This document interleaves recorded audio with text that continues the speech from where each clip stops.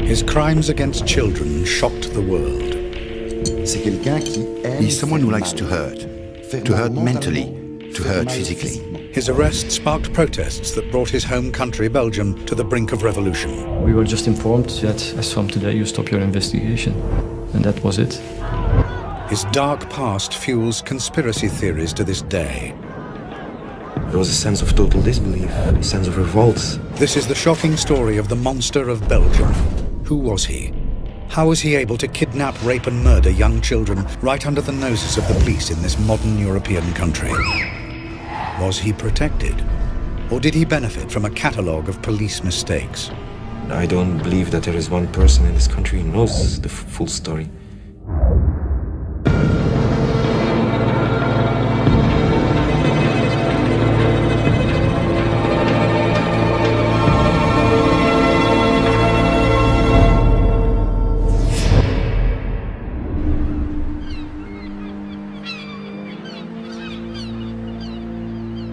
In August 1995, 17-year-old Anne Marchal and her 19-year-old friend Jefje Lambrechts go on a camping holiday with a group of friends to Blankenberge on Belgium's North Sea coast, despite the reservations of Anne's father, Paul. This was her first time on holiday without any parents. We talked about this with her and she said, "Dad, I'm turning 18. And then my wife too said, "Well, we'll have to let her go sometime." During their holiday, Anne and Jefje attend a hypnotist show. Whilst on stage, they're filmed by a member of the audience. Later that night, Anne's father receives a disturbing call. We received a phone call from one of the friends who told us that Anne and Jefje had not returned from a show they had attended in Blankenberge the previous evening. I was really panicky, like something's wrong here. This doesn't add up. When Paul Marchal meets the police himself the following day, he's worried by their apparent lack of concern. So I asked, "So what are you going to do?" "Just don't worry, the girls will be back. They probably just went looking for adventure. They will most definitely show up." I was shocked. I had always thought that the police are there to make sure everything works out fine, everything works out safely.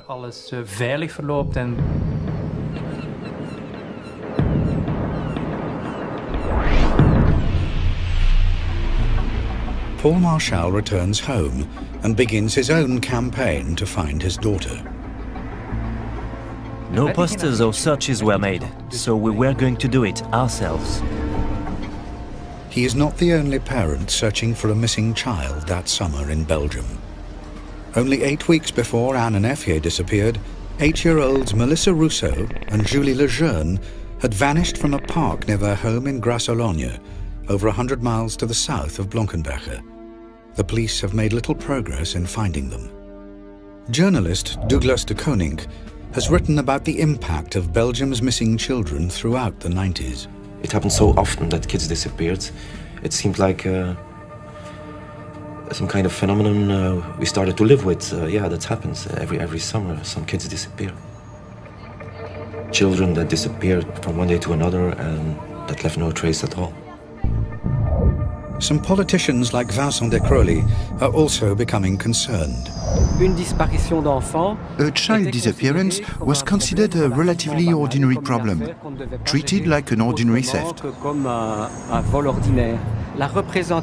The dominant view within the Belgian police was to simply wait for 48 hours, giving priority to the theory that they had simply run away. But these first hours are critical. Studies show that 91% of abducted children are murdered within 24 hours. In Belgium, usually during the first hours, the police told the parents, "Thank you, we have written it down, but please come back to see us in a few hours or days." 6 months pass and the girls are not found. The police appear to have no leads and no idea whether they're dead or alive. The frantic parents continue their campaigns, but slowly, hope begins to fade. Only in late February of the next year, only then did I start considering it was possible that we were now searching for dead girls. With 4 girls disappearing without trace, are other children in danger? Some are being watched and stalked. Soon, more young girls will disappear.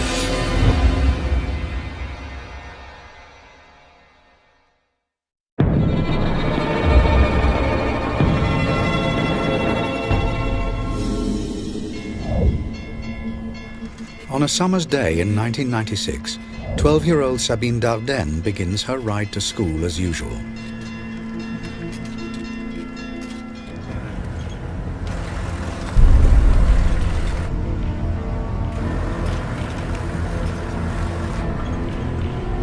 Ok, approche.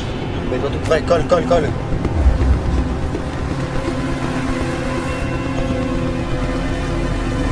Ok, j'y vais.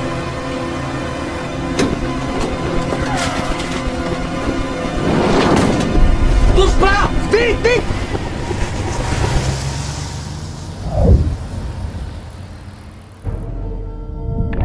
When Sabine goes missing, it becomes Belgium's latest high-profile case that year of a young girl disappearing.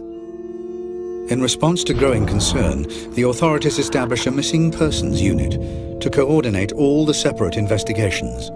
Among the investigators is Albert Priem. We had no clue whatsoever about any known offender. We investigated as many leads as we could, but it really was all negative. We couldn't have believed that one and the same person could be guilty of all these disappearances. That was completely unthinkable, at least at the time. 10 weeks pass, and Sabine's disappearance fades out of the headlines. Then, with investigators still struggling to establish any firm leads, another young girl is targeted. 14-year-old Laetitia Delay is walking home from her local swimming pool in Bertry, southern Belgium. She is snatched off the street in broad daylight.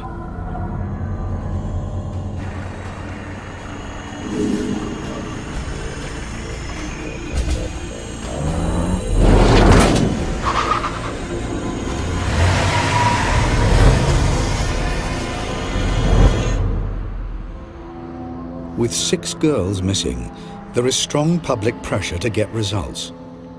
Michel Demoulin, an investigator in the small town of Dinan, is one of the extra police officers drafted in to search for Laetitia. Well, on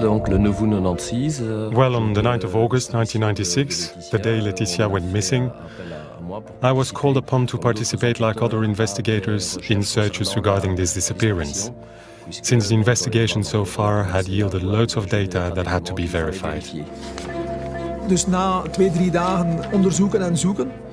After 2 or 3 days of searching, we still hadn't found Laetitia, but we did have a few statements that seemed interesting to us. One statement came from a local resident who has noticed a suspicious vehicle in the village. We were able to work out some parts of the registration number of the van, a white van, also a good description of the van.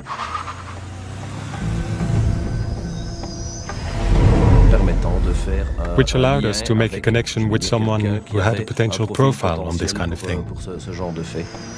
The van is registered to a 39-year-old father of 3, an unemployed electrician called Marc Dutroux. Demoulin brings Dutroux in for questioning, along with his wife, Michel Martin, and known associate, Michel Lelièvre. I started leading the interrogation of the suspect. I always approach a suspect in the same way, which is to try and make sense of the personality I'm facing. Avez-vous suivi l'actualité de ces derniers jours? Je sais pas ce qui se passe en Belgique. J'ai pas la télé. Connaissez-vous des personnes répondant au prénom de Laetitia? Non. Vous êtes-vous déjà rendu à Bertry? Je sais pas. By now, Laetitia has been missing for 6 days. Statistically, her chances of survival are slim. With Dutroux not talking, Dumoulin and his team turned to the other two in custody. Michel Lelièvre, a drifter and heroin addict who has been assisting Marc Dutroux, caves in under questioning. Il m'a dit, je l'ai vu. Il a remonté la rue en direction du véhicule. Lorsqu'ils sont arrivés à hauteur de la voiture, la portière était déjà ouverte. Il l'a poussé violemment à l'intérieur. Il a crié une fois. Dutroux's wife, Michelle Martin, also confesses and attempts to distance herself from her husband. Je suis honteuse pour mon mari. Je suis sidérée par les faits commis par mon mari.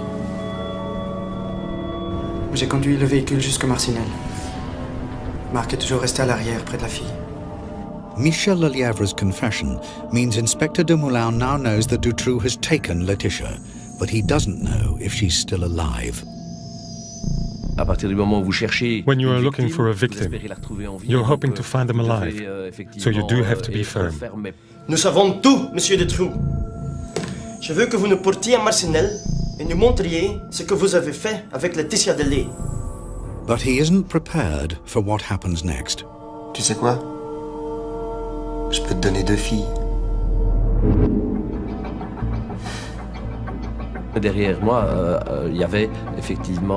Behind me, there was a poster about Sabine's disappearance.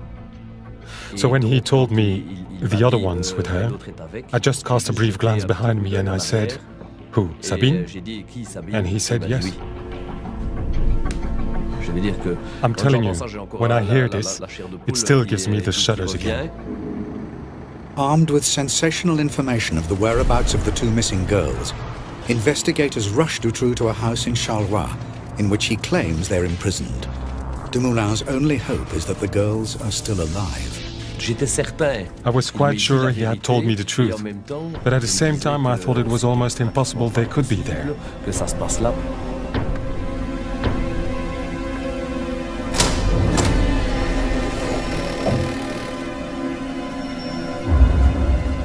In a tiny, filthy dungeon hidden underneath the house, Dumoulin finds Laetitia Delay abducted 6 days earlier. And incredibly, Sabine Dardenne, still alive 80 days after disappearing. Both girls are exhausted and terrified. When you discover this kind of thing, you go through all kinds of emotions. You're happy, you're angry, you think it's impossible, you feel revolted. These are visions that linger with you for months afterwards.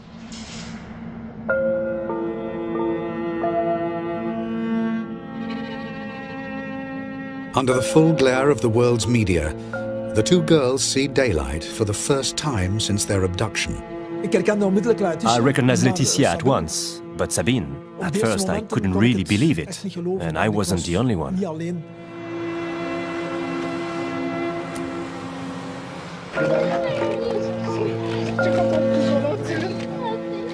The world witnesses heartbreaking scenes of parents reunited with the daughters they feared dead. The kid couldn't stop crying. Dutroux had deceived her into believing that her family didn't care about her anymore, that she had been completely forgotten by her family, that she didn't exist anymore in their eyes. The way these kids looked, it really gave you the chills, even as a policeman. Finding the girls gives Belgium and some desperate parents hope. I was happy for Sabine and for Laetitia and for their parents, their families, for their friends. And at the same time I thought, you see, we still have hope too. But after further questioning, Dutroux leads the police to other missing girls over the following 2 days. The proceeds of crime and benefit fraud allowed Dutroux to acquire 7 houses, which offered makeshift dump sites for the young girls he abducted. Julie Lejeune and Melissa Rousseau, 2 8-year-old girls who disappeared together in June 1995, are found buried in the back garden of one of his houses. They starved to death when he had been in prison for car theft. When the bodies of Julie and Melissa were discovered, a terrible collective emotional shock went through the country. Dutroux had left his wife, Michel Martin, to feed Julie and Melissa, but she claimed she was too afraid to go into the dungeon where they were held. Child psychologist Jean-Yves Ayer spoke out about the case. He felt that Dutroux's wife's personality may have played a part in her husband's horrific crimes. I think Michel Martin was a passive and masochistic woman, and I think she was very afraid of him. To me, she's responsible as well, for not having talked, for not having turned him in.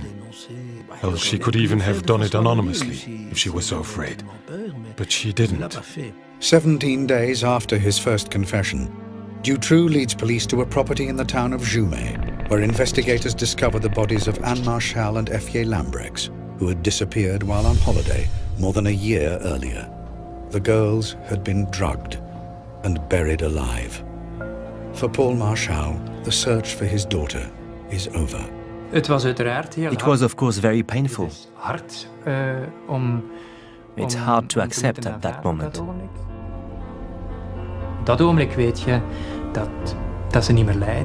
You know, they're not suffering anymore. They're not there anymore. And you have to learn to live with it.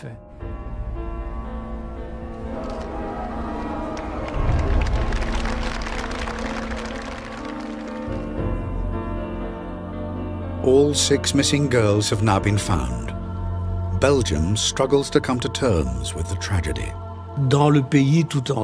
Throughout the country, there was a lot of distress, a lot of anger, a lot of sadness and incomprehension. The country was facing evil and the slaughter of innocents. Parents wouldn't let their children go out in the streets anymore. Now in custody, it falls to psychologists to assess the character of a man who has readily confessed to committing horrific and callous crimes. My colleagues who carried out the assessment labeled him a perverted psychopath, and not fundamentally a pedophile, in the sense that to him, children weren't an exclusive object of lust. They were an object among others. It is soon established that Dutroux's psychopathic nature could have its roots in a turbulent and loveless childhood that saw him turn to petty crime and sell himself to older men for sex in his teens. He's grown up in a bit traditional family nest for psychopaths. Very dominant mother, very aggressive father, a very egoistic couple, and as a result, a very egoistic young Marc Dutroux. But to fully understand who they're dealing with, investigators speak to Sabine Dardenne, who has survived 11 weeks in Dutroux's clutches. With her testimony, they start to build a profile of a man whose crimes have shocked the world.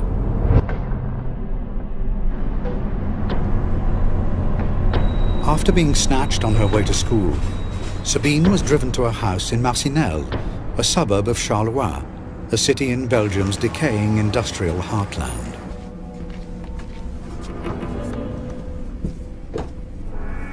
Sabine was drugged by her captor, led upstairs to the first floor, and chained to a bed. She was given an elaborate story by Dutroux, explaining why she had been kidnapped. He explained to her that she had been kidnapped in exchange for a ransom, but that her parents had refused to pay the ransom, and so the people who had ordered the kidnapping had given him the order to execute her. And since he himself was very nice, he had decided to protect her. On dirait qu'ils t'ont abandonné. Tu peux t'estimer heureuse d'être avec moi. Tu peux même dire que je t'ai sauvée. In exchange for this protection, she should grant him some favors, and everyone understands what that meant. Trapped and alone, Sabine Dardenne was repeatedly raped by her captor, or in his words, her savior. He's someone who likes to hurt. He's someone who likes to practice mental manipulation in all regards. To hurt mentally, to hurt physically.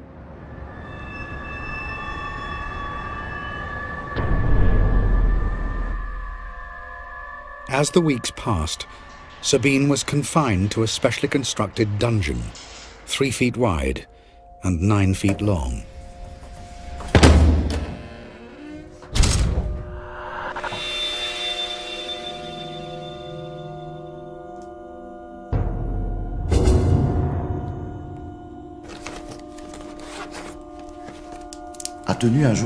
She kept a diary day by day, in which she drew a cross when Dutroux had come and abused her. One cross meant it hurt. 2 crosses meant it hurt badly.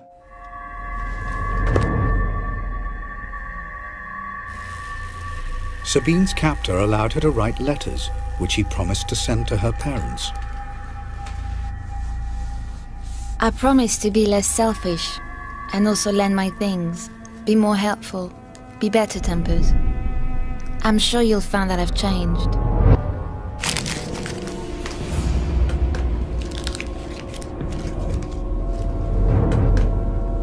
But the letters were never sent. I think the majority of children would have interpreted the lack of rescue as a sign their parents no longer cared about them, because there is a naivety about children. Please think long and hard about what I've said. I can't carry on like this for much longer. But Sabine's testimony also raises big questions. How has Marc Dutroux been able to operate so freely and for so long? Could the police have stopped him sooner? Could lives have been saved?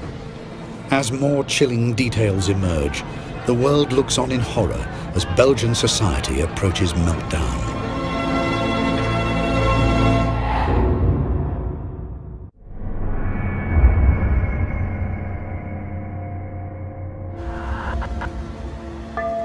In August 1996, 12-year-old Sabine Dardenne and 14-year-old Laetitia Delay were rescued from a cellar beneath a dilapidated house in southern Belgium.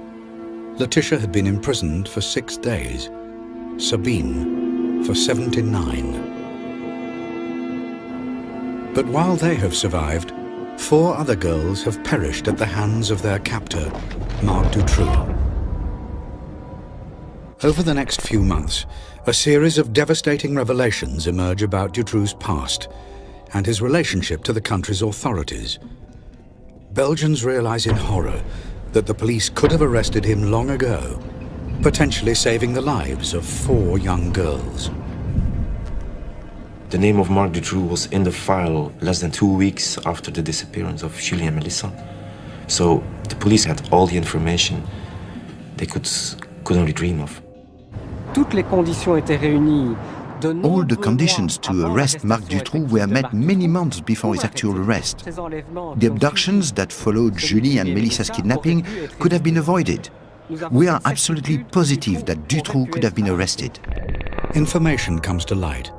In 1989, 6 years before the disappearance of Julie Lejeune and Melissa Rousseau, Dutroux and his wife had been convicted of the abduction and rape of 5 girls.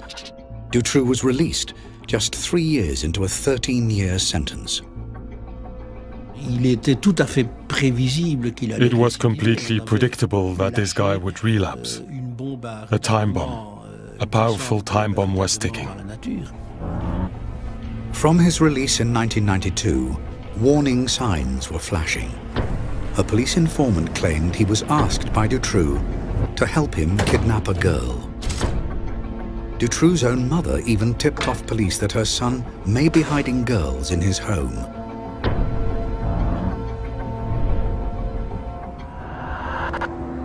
Eventually, in August 1995, the police put him under surveillance, an operation codenamed Othello. A camera was hidden in a railway wagon in front of his house in Marcinelle. This camera was in front of the house the night that Anne and Efje were kidnapped. The problem was that Dutroux chose to do this kidnapping at night, and the police turned off the camera at 6 o'clock in the evening.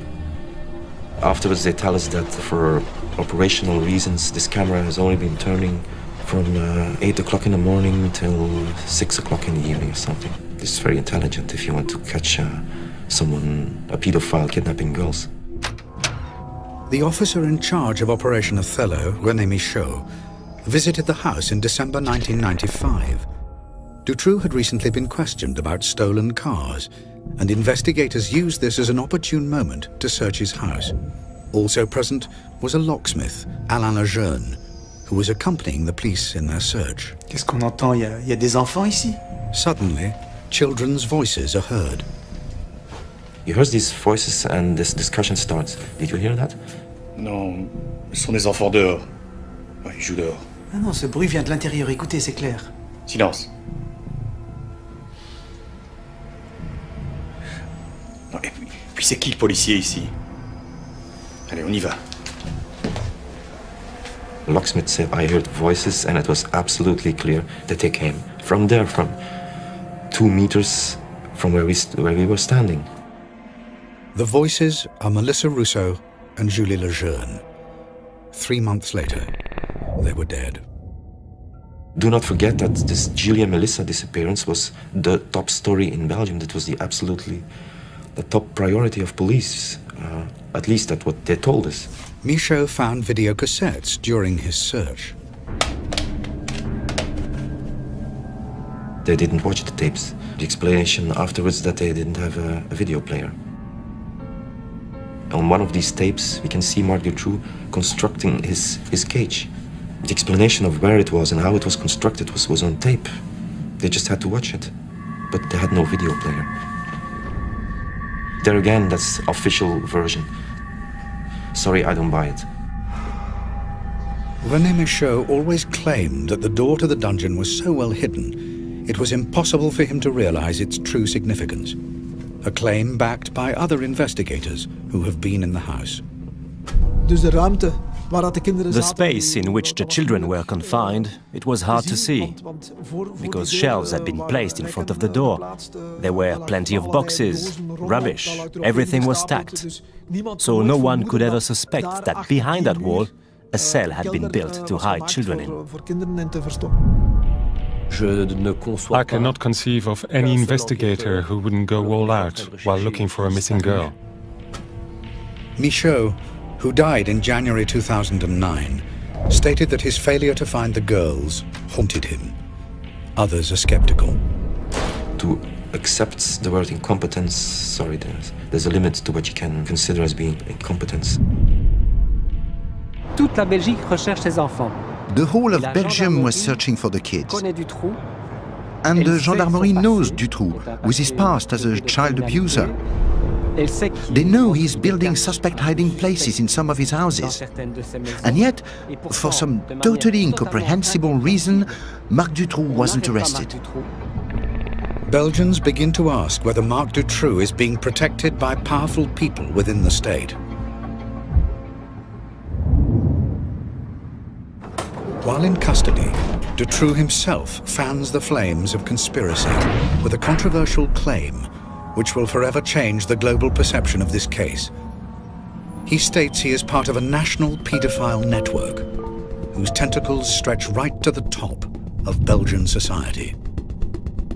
Investigating judge Jean-Marc Connerot is put in charge of preparing the case against Dutroux. He is determined to get the truth. Connerot arrests known associates of Dutroux. One of these is Michel Nihoul, a well-connected Brussels businessman and pub owner. He's a part of this scene of sex parties in Brussels in the early 80s. He's the kind of guy telling stories about tapes that allow him to blackmail a minister, being involved in some kind of crime. After a public appeal, 11 previous victims of Dutroux come forward. They are known as X-witnesses, and each is given a code name. X1 is Regina Louf.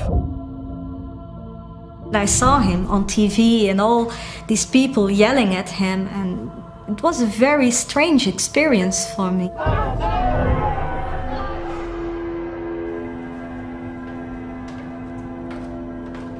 Regina Louf, now a mother of 4, recognizes Marc Dutroux and Michel Nihoul from her childhood. My mother had a boyfriend, and he hired me again to other men to sort of a prostitution network, and there I met Nihoul. So these parties were organized for other pedophiles, and there they took 1 to several children, and they had sex with them, of course, or they took photographs or films or making movies, everything. The people who were going to these parties were big businessmen, there were also politicians. Accompanying Nihoul at these parties, according to Regina, was Marc Dutroux. If this story is true, Connerot appears to have stumbled upon evidence that a paedophile network involving Dutroux, Nihoul, and powerful people in Belgian society does indeed exist. It falls to Rudy Hoskins to investigate the claims of Regina Louf. She talked about lots of people, a lot of notorious people in Belgium, could be politicians or people from corporates, stuff like that. Also people from the police.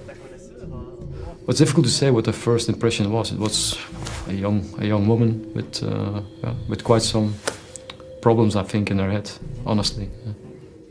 That they are skeptical, I think it's logical. But the only thing I asked from them was to do their job and to look for clues. Then Regina Louf provides extensive details of the unsolved murder of 15-year-old Christina van Hees, whose body was discovered in a disused farm on the outskirts of Brussels in 1984. We found evidence in the old murder file about the autopsy of the corpse that corroborated her story. The way the victim was bound with the hands on the back and all kind of stuff they did to the victim. And there were really things she gave in her interview that were not publicly made available at that time of the murders that she told us. Regina Louf's information on the Van Hees murder persuades Hoskins that maybe there is some truth in the rest of her testimony. If there's only 10% or 20%, that's worthwhile investigating further. I think that's, for me, it's very clear. But the implications of this testimony are also clear. A paedophile network of rich clients and criminals, protected by the authorities. There's a big danger if she's right about the crime, the motives of the crime and the way it has been committed. She might be right about the suspects as well. I think people in some level were afraid of that.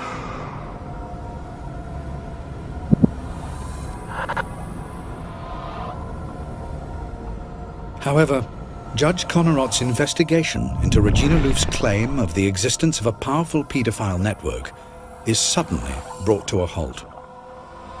In October 1996, he is sacked. His attendance at a dinner thrown by the families of Dutroux's victims is deemed a conflict of interest by his superiors in the Ministry of Justice.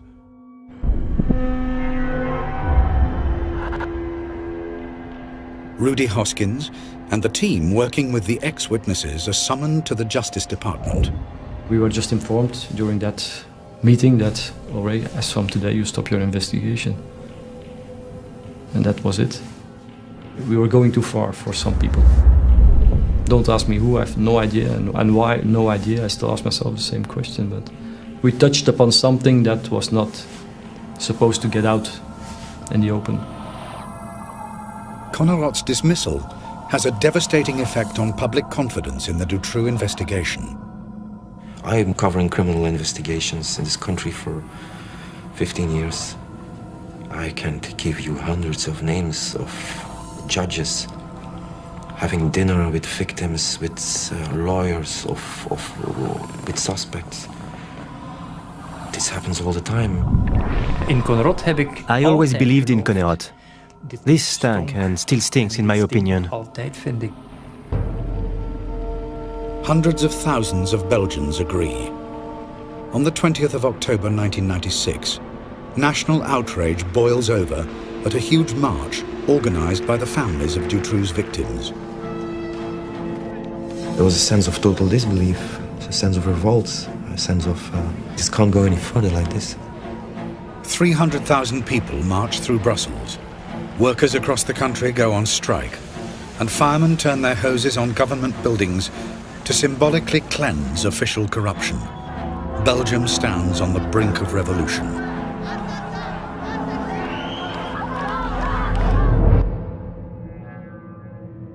Meanwhile, the man at the center of the storm maintains he is simply a small player in a much bigger criminal conspiracy. And his surviving victims prepare for their day in court. I didn't crack up when I was freed from the monster's grip at the age of 12. But when I turned 20, another severe test of nerve awaited me, face to face with Marc Dutroux.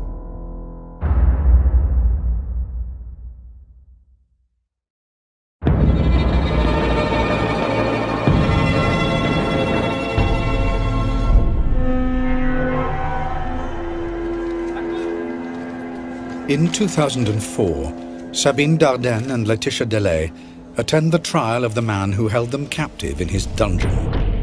In the dock with Marc Dutroux are his ex-wife Michel Martin and alleged associates Michel Nihoul and Michel Lelièvre. It has taken 8 years to bring Dutroux to trial. Officially, this is because the authorities have had to spend years investigating hundreds of leads into paedophile networks which the police are convinced don't exist. One thinks the trial will take place in 98-99. Some dreamers said 2000. No, well, 2004. Because of all the dead ends the investigation was led into, this whole series of way-out leads. Sabine Dardenne was held captive for 79 days in Dutroux's dungeon in 1996. 8 years later, she gets the chance to confront him at last. Dutroux is a pervert. Dutroux is a predator. Dutroux is a monster. She wanted to face him. She wanted to ask him, why on earth didn't you kill me? A question Dutroux didn't deign to answer. But that isn't the only unanswered question to emerge from the trial. Belgians are split over whether Dutroux is a lone predator or part of a paedophile ring run by his co-defendant, Michel Nihoul. I do think it wasn't just Dutroux who killed my child. I think that the police and the judiciary share in the guilt. But many voices who could potentially shed light on this story are not in court, fueling suspicions of a cover-up. There are a lot of people who died in the entourage of Dutroux very quick after he was arrested. José Stepper is a police informer who claims he has explosive information on Dutroux. He dies 2 days before he is to meet his contact. His family believe he was poisoned. Jean-Paul Tamino is a figure in the Charleroi underground who disappears just as he is supposed to talk to the police. Parts of his body are fished out of the canal on the day of Dutroux's arrest. François Rayskins told a friend he'd seen Melissa Rousseau alive in Holland. Before he could tell the police, he was killed on a railway line. In all, 20 people connected with the case had died in suspicious circumstances. Also not appearing is Regina Louf, whose police interviews in 1996 appear to support the existence of a paedophile ring involving rich clients and run by Michel Nihoul. But the police investigation into Regina's claims was halted in 1997. We still ask ourselves the same question, why? We were just doing our work, we were objective. Why the hell did they stop us? She was interviewed by a second team of investigators and her testimony dismissed. They said it right in my face that I didn't believe it anymore and that I was sick in the head and that I just only wanted attention. By 2004, Regina Louf's character and testimony are bitterly disputed. Her motives and her state of mind are questioned, and she is dismissed in the press as a pathological liar. Fantasies sell better than reality. In the Dutroux case, as far as I can tell, the ex-witnesses don't add anything whatsoever, really nothing whatsoever. It's not that difficult to turn a victim in someone who is crazy. You just point your finger at the victim or the witness and say, she's false, she's just a maniac or something like that. In contrast, Laetitia Delay and Sabine Dardenne maintain Marc Dutroux was their only abuser. La seule personne vivante. The only living person who has been in Dutroux's claws for 80 days is Sabine Dardenne. And Sabine Dardenne says, the only one I've seen is Marc Dutroux. So where is the ring? Someone who is acting on behalf of a large and very wealthy ring to sell it to girls would not carry out a kidnapping in a ramshackle van registered to himself. And then he would keep this product in his cellar but wouldn't throw it on the market for some 80 days. It makes no sense. Dutroux has never offered any details of the network he claimed to serve. It might be helpful if he says, I'm working for an organization, that he would at least give a phone number about the guy, his contact person at his organization. He didn't do that.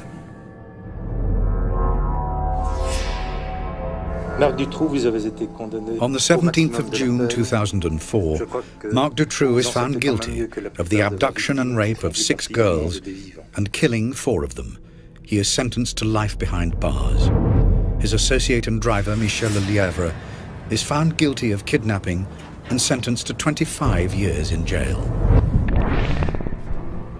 Dutroux's ex-wife, Michel Martin, is found guilty of conspiracy to kidnap and sentenced to 30 years in jail.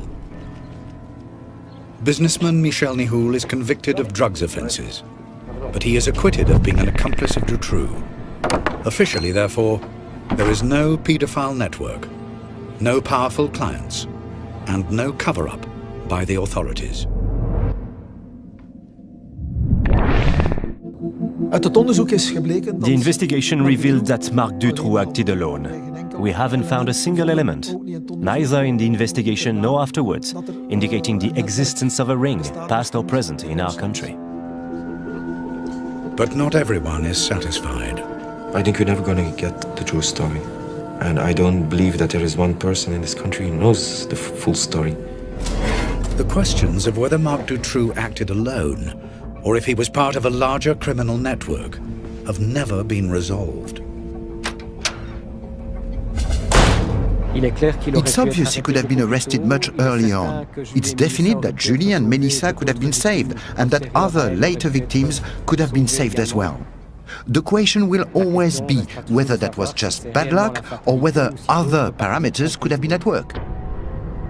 A Belgian parliamentary report accused the police of ineptitude and inefficiencies, but even such damning findings provide little clarity in a case that almost brought a country to its knees. Previously I said, I want to know the truth.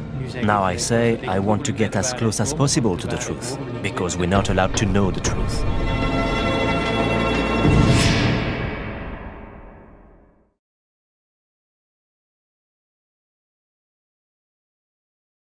Told us that Anne and Effier had not returned from a show they had attended in Blankenberge the previous evening.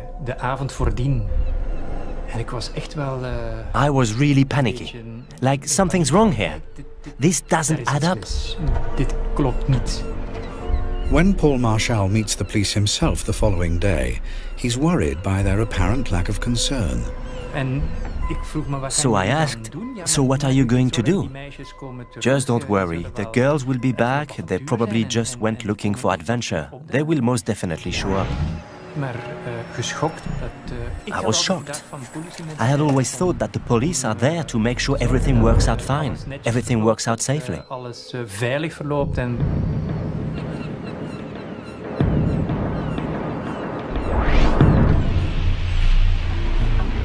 Paul Marchal returns home and begins his own campaign to find his daughter. No posters or searches were made, so we were going to do it ourselves. He is not the only parent searching for a missing child that summer in Belgium. Only 8 weeks before Anne and Effier disappeared, 8-year-olds Melissa Rousseau and Julie Lejeune had vanished from a park near their home in Grasse-Ologne over 100 miles to the south of Blankenberge. The police have made little progress in finding them. Journalist Douglas de Koning has written about the impact of Belgium's missing children throughout the 90s. It happened so often that kids disappeared. It seemed like some kind of phenomenon we started to live with. Yeah, that happens every summer. Some kids disappear. Children that disappeared from one day to another and that left no trace at all. Some politicians like Vincent de Crowley are also becoming concerned. A child disappearance was considered a relatively ordinary problem, treated like an ordinary theft. The dominant view within the Belgian police was to simply wait for 48 hours, giving priority to the theory that they had simply run away. But these first hours are critical. Studies show that 91% of abducted children are murdered within 24 hours. In Belgium, usually during the first hours, the police told the parents, "Thank you, we have written it down, but please come back to see us in a few hours or days." 6 months pass and the girls are not found. The police appear to have no leads and no idea whether they're dead or alive. The frantic parents continue their campaigns, but slowly, hope begins to fade. Only in late February of the next year, only then did I start considering it was possible that we were now searching for dead girls.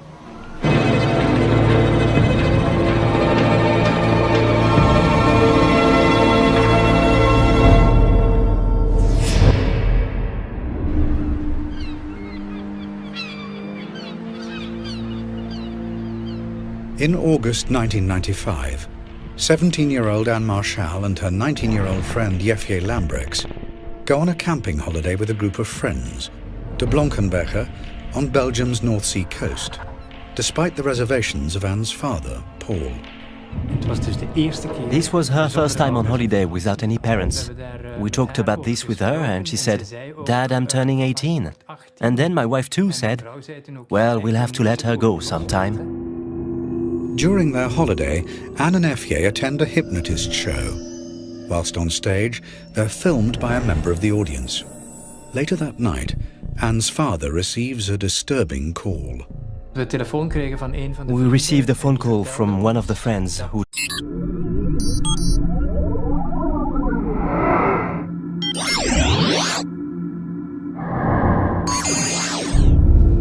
His crimes against children shocked the world. He's someone who likes to hurt mentally, to hurt physically. His arrest sparked protests that brought his home country, Belgium, to the brink of revolution. We were just informed that as from today you stop your investigation, and that was it. His dark past fuels conspiracy theories to this day. There was a sense of total disbelief, a sense of revolt. This is the shocking story of the monster of Belgium. Who was he? How was he able to kidnap, rape and murder young children right under the noses of the police in this modern European country? Was he protected? Or did he benefit from a catalogue of police mistakes? I don't believe that there is one person in this country who knows the full story.